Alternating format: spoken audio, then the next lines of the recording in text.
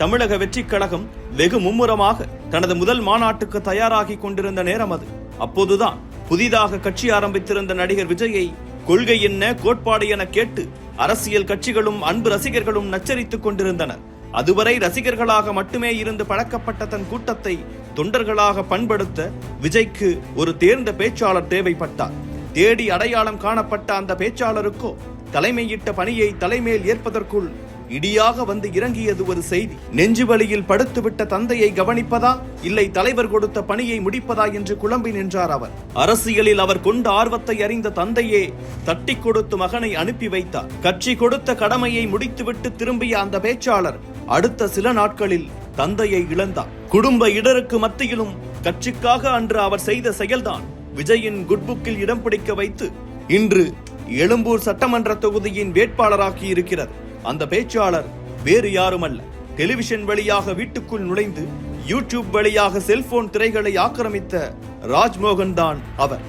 2008, 2009 ஆண்டுகளில் விஜய் தொலைக்காட்சியில் ஒரு புதுவிதமான நிகழ்ச்சி ஒளிபரப்பாகி வந்தது. தமிழ் பேச்சு எங்கள் மூச்சு என்கிற பெயரில் வெளியான அந்த நிகழ்ச்சிக்கு பிறகுதான் ஆடல் பாடல் இல்லாமல் கூட டெலிவிஷனில் ஹிட்டடிக்க முடியும் என்று உணர்ந்தது தமிழ் சமூகம். அந்த நிகழ்ச்சியின் வழியாக தனது கம்பீர தமிழ் உச்சரிப்பால் தமிழ்நாட்டின் வீடுகளுக்குள் நுழைந்த முக்கியமான போட்டியாளர்களில் ராஜ்மோகனும் ஒருவர். அந்த நிகழ்ச்சி கொடுத்த புகழ் வெளிச்சத்தில் ராஜ்மோகன் அடுத்தடுத்து பல உச்சங்களை தொடத் தொடங்கினார்.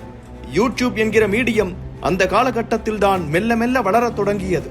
வீடியோ கிரியேட்டர்ஸ் என்கிற வார்த்தை வெகுஜன புழக்கத்திற்குள் வருவதற்கு முன்னதாகவே மெட்ராஸ் சென்ட்ரல், ஸ்மைல் சேட்டை ஆகிய யூடியூப் சேனல்களின் மூலமாக அடுத்த இன்னிங்ஸை தொடங்கி இருந்தார் ராஜ்மோகன். தமிழால் வளர்ந்தவர்கள் என்றுமே அறம் பேச தவறியது இல்லை. அந்த வகையில் ராஜ்மோகனும் தனக்கு கிடைத்த புகழ் வெளிச்சத்தை, அன்றைய சமூக அரசியல் அவல நிலைகளை மக்களுக்கு வெளிச்சம் போட்டு காண்பிக்க பயன்படுத்திக் கொண்டார். நீட் தேர்வால் மருத்துவம் பயிலும் வாய்ப்பு தட்டி பறிக்கப்பட்ட அனிதா, ஜல்லிக்கட்டுக்காக களமிறங்கிய மாணவர்கள், ஸ்டெர்லைட் போராட்டத்தில் பாதிக்கப்பட்ட மக்கள் என விளிம்பு நிலை மக்களின் குரலாக சமூக வலைத்தளங்களில் தொடர்ந்து அதிர்வலைகளை ஏற்படுத்திக் கொண்டிருந்தார் ராஜ்மோகன். அன்று நடிகராக மட்டுமே இருந்த விஜயும் இந்த சம்பவங்களில் எல்லாம் பாதிக்கப்பட்ட மக்களின் பக்கம் நின்றிருந்தார். இருவரின் பாதையும் அடுத்த சில ஆண்டுகளில் ஒரே திசையில் தான் பயணிக்க இருக்கிறது என்பதை அன்று அவர்கள் அறிந்திருக்க வாய்ப்பில்லை. சமூக அரசியல் விழிப்புணர்வுகள் ஒரு பக்கம் என்றாலும் மோட்டிவேஷனல் பேச்சாளராகவும் ஸ்டாண்ட் அப் காமெடியனாகவும் நிகழ்ச்சியின் தொகுப்பாளராகவும் தனது வேலைகளின் வழியாக ஊடக வெளிச்சத்திலேயே பயணித்தார் ராஜ்மோகன்.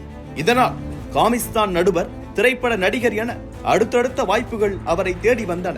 வேலையில்லா பட்டதாரி 2, நெஞ்சமுண்டு நேர்மையுண்டு, இஸ்பேட் ராஜாவும் இதயராணியும், நட்பே துணை, மெரினா, புரட்சி என அடுத்தடுத்த படங்களில் குணச்சித்திர கதாபாத்திரங்களில் நடித்தவர். பிளாக் ஷிப் தயாரிப்பில் படம் ஒன்றையும் இயக்கினார். பேச்சாளராக, நிகழ்ச்சி தொகுப்பாளராக கிடைத்த வெற்றி இயக்குனராக அவருக்கு கை கொடுக்கவில்லை. இந்த சூழலில்தான் நடிகர் விஜயின் அரசியல்வாதி அவதாரம் ராஜ்மோகனுக்கும் ஆர்வத்தை தூண்டியது.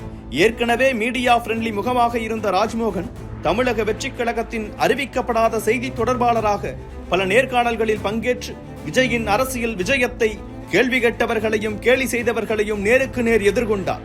அவரது இந்த பேச்சு திறனை கட்சியின் கொள்கை பரப்பு செயலாளர் என்கிற பதவியையும் ஆரம்பத்தில் பெற்றுக் கொடுத்தது. எந்த பின்புலமும் இல்லாமல் டெலிவிஷனுக்குள் நுழைந்து யூடியூபை வசப்படுத்தி அரசியல்வாதியாக அவதாரம் எடுத்த ராஜ்மோகன் தனக்கு கிடைத்த அங்கீகாரம் தான் தமிழ்நாட்டு மக்களுக்கு தாவேக்கா கொடுக்கும் மெசேஜ் என்கிறார். அரசியலில் சாதிக்க பேக்ரவுண்டை விட டேலண்டே முக்கியம் என ப்ரூவ் செய்திருக்கும் ராஜ்மோகன் தற்போது தாவேக்கா மேடைகளில் தவிர்க்க முடியாத முகமாக வலம் வருகிறார்.